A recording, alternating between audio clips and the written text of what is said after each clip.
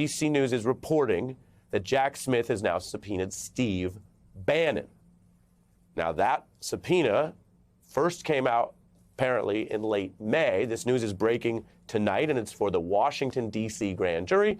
And if you're keeping track, Mr. Bannon was not working in the White House or involved in classified documents in any way at the end of Donald Trump's tenure. He had long since left the White House. His activities that are under scrutiny relate to what he seemed to know and what he talked publicly about in advance of January 6th, the wild day that was coming. Indeed, in some of our legal breakdowns, we've shown how central Steve Bannon proved to be in what turned out to be more than a rally, but an insurrection. And now we know, with all of this heat rising, Mr. Bannon, who up until this point had been pursued by the January 6th committee, had even fought them so far that he ended up indicted on those other issues, on the issues of defiance. Well, now he's being subpoenaed by Jack Smith to really talk.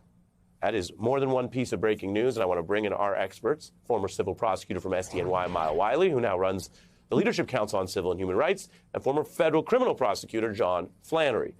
Welcome to you both. John, I want to be very clear about the boundaries of what we don't know.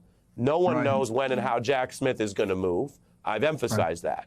But even a very quiet, careful prosecutor like him cannot help but have certain things spill out when there's this much action. In other words, he doesn't control the highways. He doesn't control the public sidewalks where we've caught, where cameras have caught witnesses coming in and out, lawyers coming in and out, and external subpoenas both in Florida and to Bannon.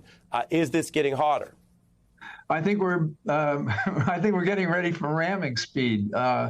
I'm glad to see it after such a long period of time, but we've had breaks. So we should say that Jack Smith has made his own breaks and run down some alleyways and gotten some really good information. I suppose the latest big piece is that the information that Trump had appears to have been used in a compromised way involving the national defense.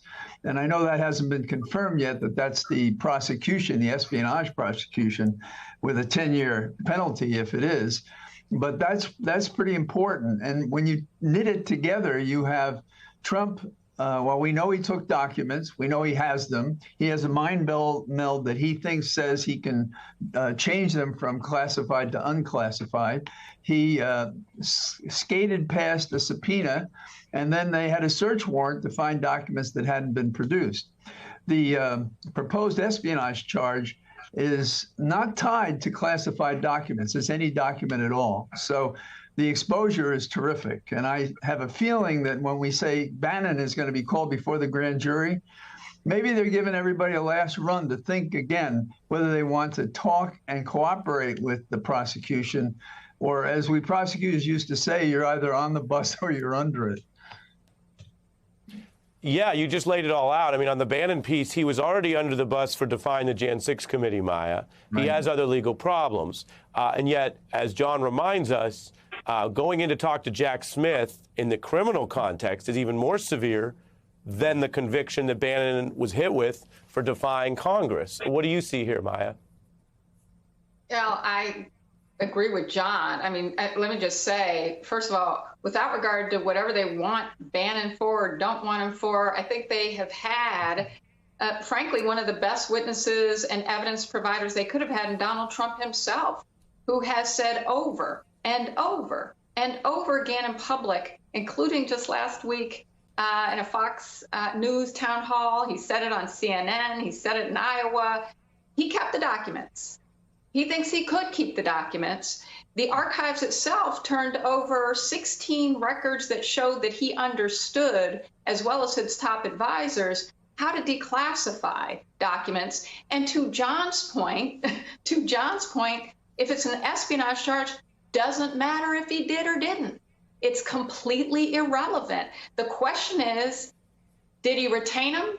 Did he transmit them? Did he refuse to give them back? If he did any of those things, they impact the national defense. It doesn't even matter whether it was classified or not. So it just bypasses that whole question.